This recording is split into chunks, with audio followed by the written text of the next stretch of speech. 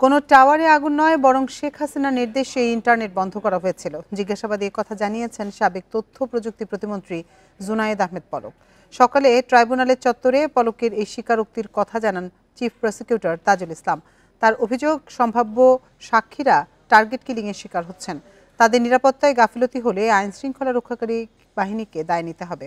এর আগে সাবেক আইজিপি চৌধুরী আবদুল্লাহ আল মামুন, এনটিএমসির সাবেক ডিজি জিয়াউল হাসান সহ 7 আসামিকে ট্রাইব্যুনালে হাজির করা হয়। তাদের অগ্রগতি তদন্ত প্রতিবেদন 20 ফেব্রুয়ারি দাখিল করতে হবে। পাশাপাশি সাবেক আইজিপি সহ 3 পুলিশ কর্মকর্তাকে একদিন করে জিজ্ঞাসাবাদের অনুমতিও দেয় ট্রাইব্যুনাল। এ সময় ছাত্র জনতার আন্দোলন চলাকালীন গুলশান ভাটারার সিসিটিভি ফুটেজ সংরক্ষণেরও নির্দেশ দেয় আন্তর্জাতিক অপরাধ ট্রাইব্যুনাল। ইন্টারনেট বন্ধের যে নাটক করা হয়েছিল সেটি কোনো দুর্ঘটনা ছিল না। খায়ের টাওয়ার বা কোন টাওয়ারে আগুন লেগেছে এগুলোর কোনো ব্যাপারই ছিল না। সরাসরি প্রধানমন্ত্রীর কাছ থেকে নির্দেশনা আসার পরে তথ্য প্রতিমন্ত্রী নির্দেশ দিয়ে আইআইজি ইন্টারন্যাশনাল ইন্টারনেট গেটওয়ে, এই গেটওয়েদের একটা হোয়াটসঅ্যাপ গ্রুপ খোলা হয়। সেই গ্রুপে সরাসরি নির্দেশ দেওয়া হয় ইমিডিয়েটলি ইন্টারনেট শাটডাউন করো, এবং তাদেরকে এটা এনশিওর করতে বলা হয় যে করার পরে আবার জানাও যে ইট ইজ ডান। এই তথ্য গুমের সঙ্গে জড়িত থাকার অভিযোগ আছে এমন সাবেক ও বর্তমান 20 সরকারি কর্মকর্তার বিরুদ্ধে দেশ ত্যাগে নিষেধাজ্ঞা আসছে। এই বিষয়ে ব্যবস্থা নিতে নির্দেশ দিয়েছে স্বরাষ্ট্র মন্ত্রণালয়। কর্মকর্তাদের মধ্যে র্যাবের সাবেক ডিজি মোখলেসুর রহমান ও সাবেক আইজিপি বেনজির আহমেদ, আবদুল্লাহ আল মামুনের নাম রয়েছে। একই সঙ্গে ওই কর্মকর্তাদের পাসপোর্ট স্থগিত করতে বলা হয়েছে। এই বিষয়ে ইমিগ্রেশন, পাসপোর্ট অধিদপ্তর এবং এসবিকে প্রয়োজনীয় ব্যবস্থা নিতে নির্দেশনা দেওয়া হয়েছে। গত রোববার সুরক্ষা সেবা বিভাগের উপসচিব, ইমিগ্রেশন ও পাসপোর্ট অধিদপ্তরের মহাপরিচালক এবং এসবির অতিরিক্ত পুলিশ মহাপরিদর্শককে এ নিয়ে চিঠি দিয়েছেন। তাতে বলা হয়েছে, গুম সংক্রান্ত তদন্ত কমিশনের দেয়া চিঠি সূত্র ধরে এই নির্দেশনা জারি করা হয়েছে। দ্বিতীয় পর্যায়ে আরও 20 কর্মকর্তার বিরুদ্ধে গুমের সঙ্গে জড়িত থাকার অভিযোগ পাওয়া গেছে। তদন্তের প্রয়োজনে ওই ব্যক্তিরা যেন দেশত্যাগ করতে না পারেন তা নিশ্চিত করতেই তাদের পাসপোর্ট স্থগিত করে দেশত্যাগে নিষেধাজ্ঞা জারি করা হচ্ছে।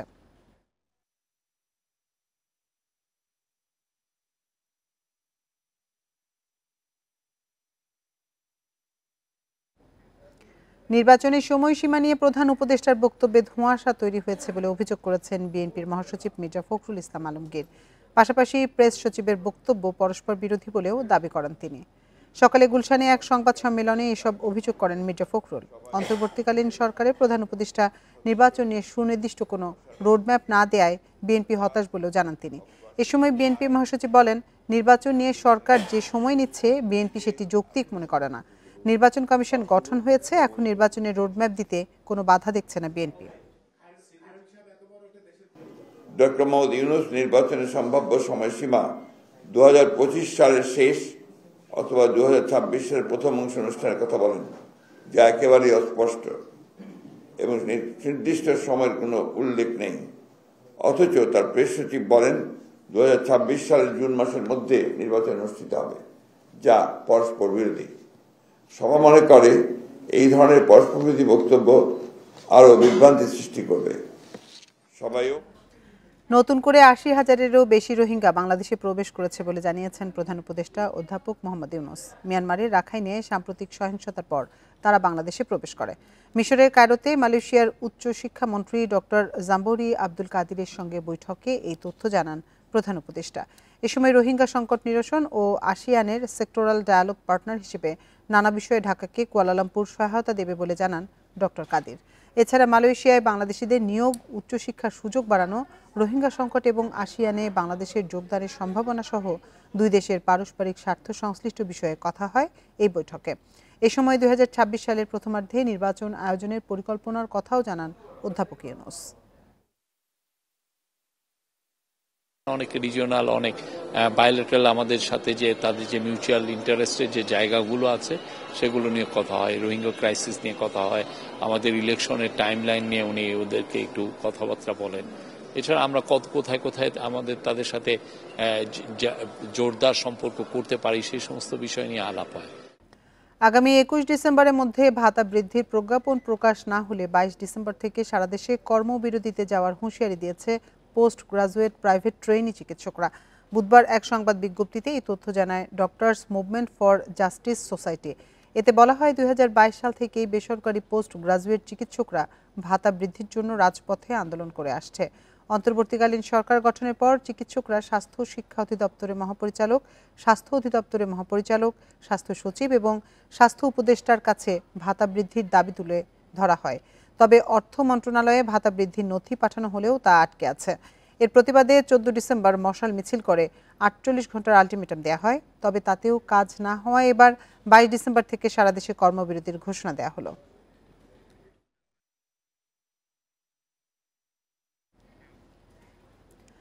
চাঁপাইনবাবগঞ্জের নাচলে ছুরিকাঘাতে 2 কিশোর হত্যায় 18 জনকে আসামি করে মামলা হয়েছে। বুধবার রাতে নিহত মাসুদ রানার বাবা বাদী হয়ে মামলাটি করেন। নাচল থানার ওসি মনিরুল ইসলাম জানান, মামলায় 10 জনের নাম উল্লেখ সহ অজ্ঞাত 7 থেকে 8 জনকে আসামি করা হয়েছে। গ্রেপ্তার দেখানো হয়েছে মল্লিকপুরের আজিজুল হক ও মোহাম্মদ তাসিম নামে 2 জনকে। তাদের মঙ্গলবার রাতেই জড়িত সন্দেহে আটক করা হয়েছিল। বাকি আসামিদের ধরতে অভিযান চলছে বলেও জানিয়েছে পুলিশ।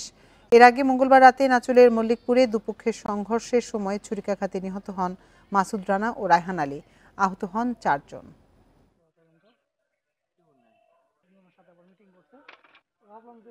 অভিযোগ দায়ের শেষে ব্রিফিং করছেন বিডিআর বিদ্রোহের পরিবারের সদস্যরা।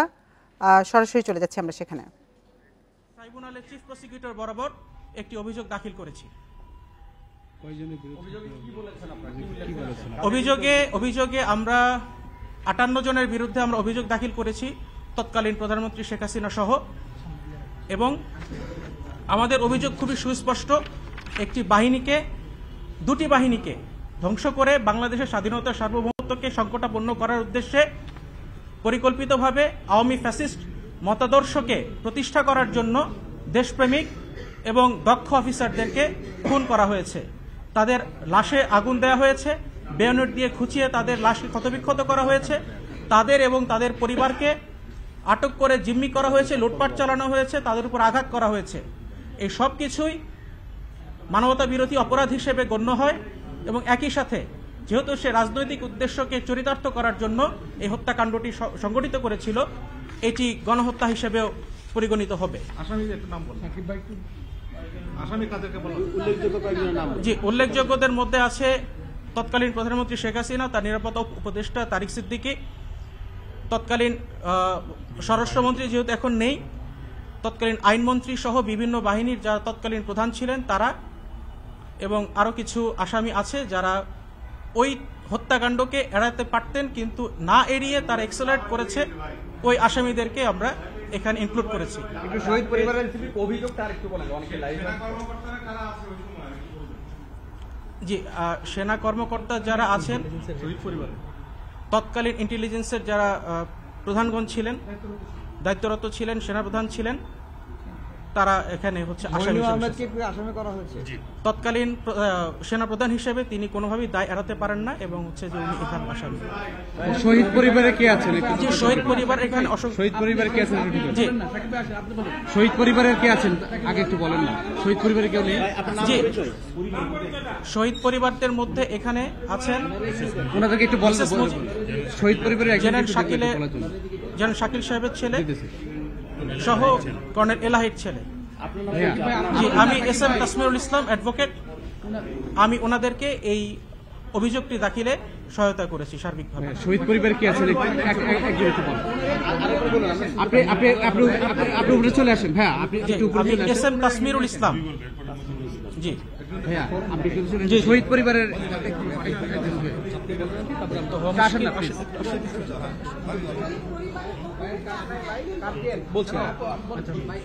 আপনারা কি অভিযোগ করেছেন, কি হয়েছিল আপনাদের বিষয়টা একটু আপনারা যদি একটু বলেন।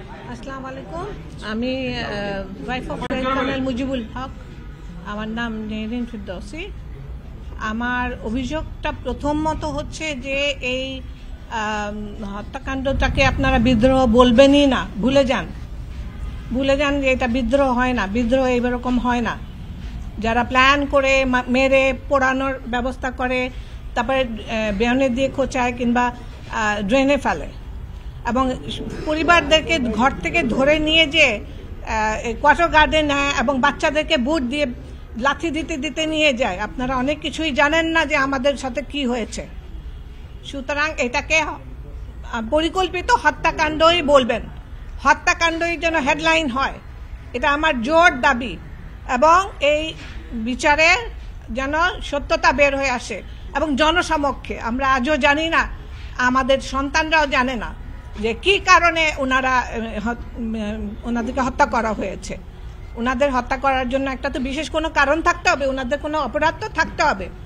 আর ওই সময় যে মিডিয়া, যে আরেকটা বড় একটা বিষয়, যে মিডিয়ায় এই মুন্নি সাহা বলেন কিংবা অন্যান্য মিডিয়ায় যারা এটিএন ছিলেন, তারা যে অনুযোগটা দিয়েছেন সেটা আমি লিখিত জানতে চাই যে এটা সত্যি কি না। এটা সত্যতা প্রমাণ করে আমাকে দেখাতে হবে। এবং আমি আমার সরকারের তরফ থেকে এটা আমি জোর দাবি জানাই, কারণ আমার এটা ভীষণ অপমানের একটা জায়গা যে আমার হাজবেন্ডকে আমি, আর যারা সিনিয়র অফিসাররা ছিলেন, জেনারেল শাকিল বলেন, বাড়ি ভাই বলেন, ওনারা এত একনিষ্ঠ একজন অফিসার ছিলেন, আমার স্বামী ছিলেন, আরও কয়েকজন অফিসারকে ওনারা বলেছেন যে ওনারা পয়সা বেড়েছেন, তাহলে দুর্নীতি করেছেন। তো দুর্নীতির তো থাকবে, নথিপত্র তো থাকবে নিশ্চয়ই, তাই না? তাহলে আপনারা বের করেন সেটা। ইনভেস্টিগেটরদেরকে আমি আবারও ইনভেস্টিগেশন, এটা যেন রিইনভেস্টিগেশন হয়, যেটা সত্যটা বের হয়ে আসবে সবার, প্রত্যক্ষ এবং পরোক্ষভাবে যারা জড়িত তাদের সম্বন্ধে জানতে পারবে জনসাধারণ, শুধু আমরা না, জনসাধারণ জানা দরকার। কারণ এই ঘটনা দেশের সার্বভৌমত্ব নষ্ট করার একটা পরিকল্পনা। ট্রাইব্যুনালে অভিযোগ দায়ের শেষে ব্রিফিং করছিলেন বিডিআর বিদ্রোহের শহীদ পরিবারের সদস্যরা। আমরা এতক্ষণ সরাসরি ছিলাম সেখানে। চলে যাচ্ছি খবরের অন্যান্য প্রসঙ্গে। ৪৮তম বিসিএস থেকে প্রতি বছর একটি বিসিএস শেষ করার পরিকল্পনা নিয়েছে পাবলিক সার্ভিস কমিশন। কমিশন বলছে, বিসিএস পরীক্ষার সিলেবাস যুগোপযোগী করা, ৩ স্তরে মৌখিক পরীক্ষা চালু করা সহ নানা উদ্যোগ নিচ্ছে কমিশন। প্রশ্নপত্র ফাঁস, নিয়োগে দীর্ঘসূত্রতা সহ নানা অভিযোগ ছিল পাবলিক সার্ভিস কমিশনের বিরুদ্ধে। ছাত্র জনতার আন্দোলনের মুখে গত ৫ আগস্ট হাসিনা সরকারের পতনের পর কমিশনেও আসে পরিবর্তন। বিসিএস-এর দীর্ঘসূত্রতা কমানো, নতুন চাকরির বিজ্ঞাপন দ্রুততম সময়ের মধ্যে দেওয়ার আহ্বান করে আসছে চাকরি প্রার্থীরা। বিসিএস এ যে দীর্ঘসূত্রিতা আছে সেটা বন্ধ হোক, পরীক্ষার যে নম্বরপত্র এইটা যাতে প্রকাশ পায় এবং সবাই যাতে বুঝতে পারে যে কিভাবে এটা পাশ করলো, কত নম্বরে পাশ করলো, এইগুলো যাতে সংস্কার হয়। এই অবস্থায় প্রতিটি বিসিএস-এর জন্য আলাদা রোডম্যাপ করা হচ্ছে বলে জানিয়েছে পিএসসি। আমাদের যার যতটুকু মেধা আছে সেই মেধাটুকুকে পূর্ণভাবে কাজে লাগিয়ে কেমন করে পাবলিক সার্ভিস কমিশনের দীর্ঘসূত্রিতা, এবং আমরা বলবো যে আমাদের যত স্টেক হোল্ডার গ্রুপ আছে পাবলিক সার্ভিস কমিশনের সাথে, আমাদের কিছু পরিকল্পনা আমরা অলরেডি নিয়েছি। আগামী বছর থেকে প্রত্যেক চাকরি প্রার্থীর জন্য আলাদা ইউনিক আইডি চালু হবে। এই আইডি দিয়ে প্রার্থী একাধিকবার বিসিএস-এ অংশগ্রহণের সুযোগ পাবে। সেই সঙ্গে প্রশ্নপত্র ফাঁস রোধে কমিটি করা হয়েছে বলে জানিয়েছেন চেয়ারম্যান।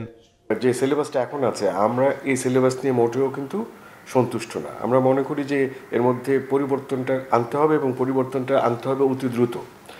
তো আমি মনে করি যে 48 বিসিএস-এর থেকে আমরা এই পরিবর্তন আনব। এরই মধ্যে 46তম প্রিলিমিনারির ফল নতুন করে প্রকাশ করা হয়েছে।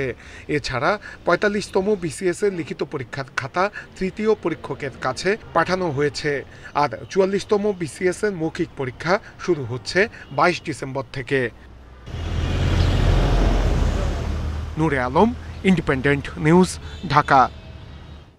সাগরে লঘুচাপের প্রভাবে পৌষের শীতের মধ্যেই এসেছে বৃষ্টির পূর্বাভাস। বৃহস্পতিবার থেকে বৃষ্টি শুরু হলেও শুক্রবার থেকে বাড়বে মাত্রা। আবহাওয়া অধিদপ্তর বলছে এই সময় তাপমাত্রা কমে আসতে পারে 3 ডিগ্রি সেলসিয়াস পর্যন্ত। কয়েকটি জেলায় টানা শৈত্যপ্রবাহের পর দুদিন ধরে বাড়ছে তাপমাত্রা। থার্মোমিটারের পারদ 10 ডিগ্রির উপরে। তবে এরই মধ্যে বৃষ্টির পূর্বাভাসের কথা জানায় আবহাওয়া অধিদপ্তর। এর কারণ সাগরে লঘুচাপের প্রভাব। আবহাওয়া অফিস বলছে, লঘুচাপটি নিম্নচাপে রূপ নেওয়ার সম্ভাবনা নেই। বৃষ্টি ঝরিয়েই শেষ হবে। ফলে দেশের সব বিভাগেই হতে পারে বৃষ্টি। তবে শুক্রবার থেকে ঢাকা, খুলনা, বরিশাল ও চট্টগ্রাম বিভাগে বৃষ্টি হবে তুলনামূলক বেশি। দেশের উপরে বৃষ্টিপাতের সম্ভাবনা আছে, বিশেষ করে খুলনা বিভাগ, বরিশাল বিভাগ, ঢাকা বিভাগ, চট্টগ্রাম বিভাগের উপর বৃষ্টিপাতের প্রভাবটা একটু বেশি থাকবে। বিশেষ করে ঢাকা বিভাগের দক্ষিণাঞ্চল, ময়মনসিংহ বিভাগ, সিলেট বিভাগ এবং রাজশাহী বিভাগের কিছু কিছু অংশে হালকা থেকে মাঝারি ধরনের বৃষ্টিপাতের সম্ভাবনা আছে। সোমবার থেকে কমে আসবে বৃষ্টির প্রবণতা, সেই সঙ্গে বাড়বে শীতের তীব্রতা, দেখা মিলবে ঘন কুয়াশার, তাপমাত্রা কমতে পারে 3 ডিগ্রি সেলসিয়াস পর্যন্ত। বৃষ্টিপাত হওয়ার পরে কিন্তু শীতের প্রকোপটা বৃদ্ধি পায়, যেহেতু আকাশ পরিষ্কার হয়ে যায়, বাতাসে যে জলীয়বাষ্প থাকে সেই জলীয়বাষ্পগুলো আর ওইভাবে যদি বৃষ্টিপাত হিসেবে পড়ে যান সেজন্য বাতাস শুষ্কতা বেড়ে যায়, বিদায় কিন্তু শীতের প্রকোপটা বেড়ে যায়। ডিসেম্বরের শেষে আবারও শৈত্যপ্রবাহের শঙ্কার কথা জানিয়েছে আবহাওয়া অধিদপ্তর। বন ইবনে কামাল, ইন্ডিপেন্ডেন্ট নিউজ, ঢাকা। সব ধরনের যানবাহনের ফিটনেস নিশ্চিতে বিআরটিএ-কে 1 মাসের সময়সীমা দিয়েছে সড়ক পরিবহন ও সেতু মন্ত্রণালয়। এর মধ্যে কাজের উন্নতি না করতে পারলে কড়া ব্যবস্থার হুঁশিয়ারি দিয়েছেন সড়ক পরিবহন ও সেতু উপদেষ্টা ফাউজুল কবির খান। সকালে বিদ্যুৎ ভবনে এক বৈঠকে এমন হুঁশিয়ারি দেন তিনি। বলেন 256টি রুট থেকে কমিয়ে 42টি রুটে গ্রিন ক্লাস্টার নামে পরিবহন ব্যবস্থা চালুর সিদ্ধান্ত নেওয়া হয়েছে। পরীক্ষামূলকভাবে 9টি রুটে 25শে ফেব্রুয়ারি থেকে যানবাহন চলাচল শুরু হবে। বৈঠক শেষে পরিবেশ, বন ও জলবায়ু বিষয়ক উপদেষ্টা রিজওয়ানা হাসান বলেন, বায়ু দূষণ কমাতে একটি টাস্কফোর্স গঠন করে দেওয়া হয়েছে। গঠিত টাস্কফোর্স মানুষের দুর্ভোগ লাঘবে কাজ করবে। সাধারণ মানুষকে মাস্ক ব্যবহারের পাশাপাশি বাসায় এয়ার পিউরিফাই ব্যবহার করারও পরামর্শ দেন তিনি। তারা যদি ধরেন 1 মাসের মধ্যে ব্যবস্থা না করতে পারে, কিন্তু যদি বলতে পারে যে আমাদের এই পরিকল্পনা এবং এই তারিখের মধ্যে আমরা এটা করব, না হলে কিন্তু হেডস উইল রোড, ওখানে কিন্তু ব্যাপক আপনারা পরিবর্তন দেখবেন। কিন্তু আমরা মানুষকে একটা সরকারি প্রতিষ্ঠান জিম্মি করে রাখবে, এটা তো আমরা হতে দিতে পারি না। আমরা জনদুর্ভোগের ধুলায় যে দূষণটা হচ্ছে, গাড়ির কালো ধোঁয়া থেকে যে দূষণটা হচ্ছে, ইটভাটা থেকে যে দূষণটা হচ্ছে, স্টিল মিল থেকে যে দূষণটা হচ্ছে, সেগুলো কমিয়ে জনদুর্ভোগ কিছু কমানোর চেষ্টা করতে পারি। সেটার জন্য যে টাস্ক ফোর্স হয়েছে তাদেরকে কয়েকটা দায়িত্ব দেওয়া হয়েছে। জাতীয় পরিচয়পত্র সেবার নামে কোটি টাকা ঘুষ লেনদেনের তথ্যে নির্বাচন কমিশনে অভিযান পরিচালনা করছে দুর্নীতি দমন কমিশন। এ নিয়ে বিস্তারিত জানাতে আগারগাঁও থেকে আমাদের সাথে যোগ দিচ্ছেন সহকর্মী আনোয়ার সাদাত নূর। আনোয়ার সাদাত, নির্বাচন কমিশনে দুর্নীতি দমন কমিশন কখন থেকে অভিযান পরিচালনা করছে আর ঠিক কিসের ভিত্তিতে এই অভিযান পরিচালিত হচ্ছে?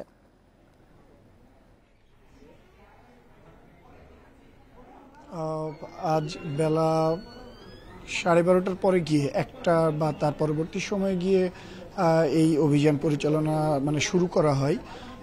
দুদকের একটি টিম এসে ইসিতে যে নির্বাচন কমিশনে বিভিন্ন তাদের কাছে অভিযোগ রয়েছে, যেমন জাতীয় পরিচয়পত্র বা নিবন্ধনের ক্ষেত্রে যে হয়রানি, এই হয়রানি সহ বিভিন্ন সেবা এবং গ্রাহক হয়রানি এবং ঘুষ বাণিজ্যের অভিযোগ তাদের কাছে রয়েছে।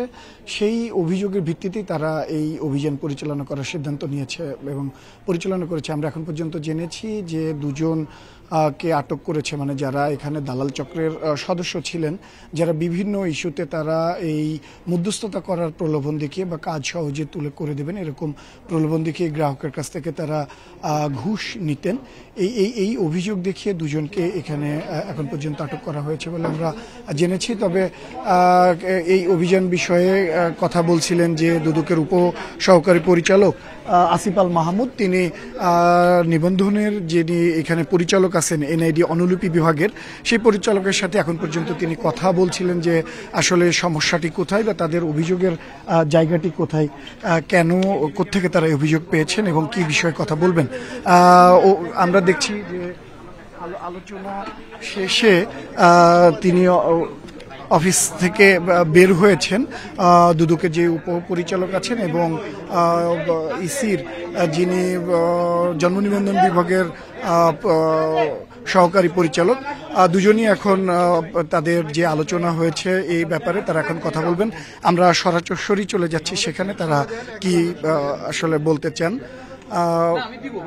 আসলে হয়তো তারা অভিযান বিষয়ে কথা বলবেন যে এই অভিযানটি কেন তারা যে তথ্য পেয়েছিল এর আগে কিন্তু দুদক কর্তৃপক্ষ দাবি করেছিলেন যে তারা গোপনে এর আগে এসে রেকি করে গেছেন এবং তাদের যে অভিযোগ সে ব্যাপারটি তারা অনেকটাই সত্যতা পেয়েছেন বলেই কিন্তু তারা এই অভিযানে এসেছেন। এবং এর আগেও আমরা দেখেছি যে দুদক কিন্তু ছদ্মবেশে এর আগেও গত 2 দিনে কয়েকটি অভিযান করেছেন। গতকালকে যেমন একটি রেজিস্ট্রার অফিসে, ভূমি অফিসে গিয়েছিলেন তারা, তাদের কাছে যে অভিযোগ সেই অভিযোগের প্রেক্ষিতে আজকেও কিন্তু সেই অভিযোগের প্রেক্ষিতেই ইসিতে এসেছেন এবং তারা তাদের যে সুনির্দিষ্ট অভিযোগ সেই সুনির্দিষ্ট অভিযোগের আসলে সত্যতা খোঁজার চেষ্টা করেছেন। এতক্ষণ তারা আলোচনা করেছিলেন, এখন তারা যে আলোচনা শেষে যে সিদ্ধান্ত বা আলোচনা হলো সেটি তারা জানাবেন। আমরা সরাসরি চলে যাচ্ছি সেখানে। আমি যেটুকু জানতে পেরেছি সেটা হচ্ছে আপনার যুগান্তর পত্রিকায় আপনার 22 নভেম্বর 2024 ঘুষ লেনদেনের বিশাল নেটওয়ার্ক ইসিতে, এরকম একটি সংবাদের পরিপ্রেক্ষিতে ওনাদের কৌশলে, দুদকের যে কৌশল থেকে সেই কৌশলে একটি টিম পাঠিয়েছিল। ওই টিম আজকে সকালে এসেছিল এবং তারা আমাদের এই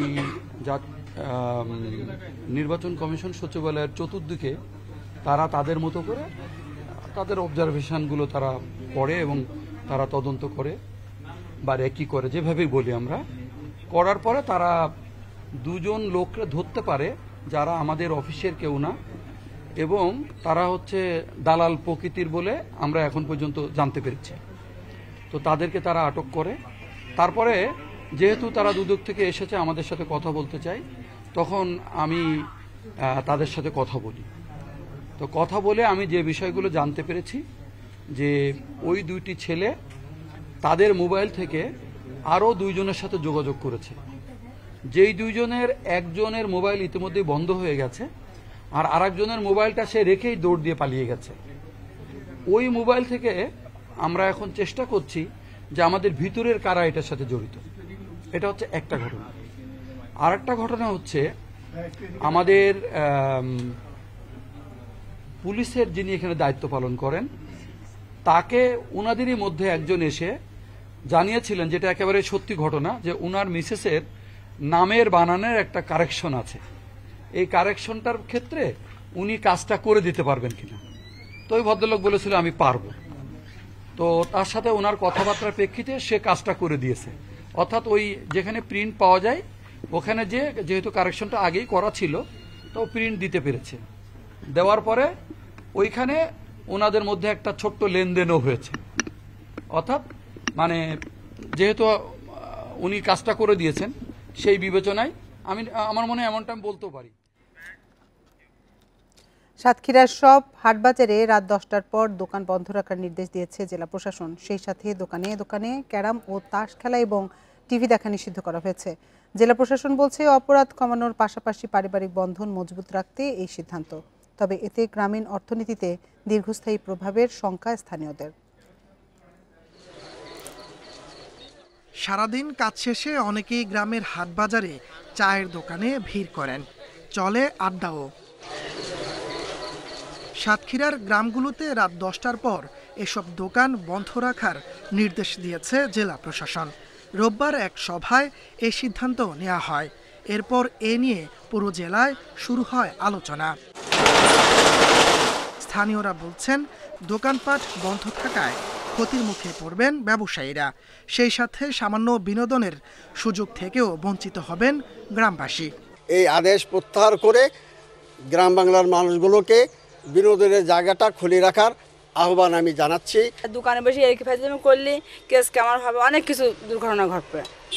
এটা যদি না করা তার জন্য সরকার আইন নির্দেশ করেছে যে আমি সকাল সকাল বাড়ি চলে যাই। নির্দেশে আমার পথে ভালো লাগে। তবে জেলা প্রশাসনের দাবি এর মাধ্যমে পারিবারিক বন্ধন শক্ত হবে এবং অপরাধ প্রবণতা কমবে। রাত 10টার পরে যদি আমরা এটা বন্ধ রাখি, আমার মনে হয় যে অনেক ক্ষেত্রে এরকম আপনার আইন শৃঙ্খলা পরিস্থিতি আমরা কিন্তু উন্নতি করতে পারবো এবং সামাজিক সম্প্রীতি এবং পারিবারিক যে একটা হৃদ্যতার যে জায়গাটা বা সেই জায়গাটা আমরা মনে হয় এটা আমরা উন্নত করতে পারবো।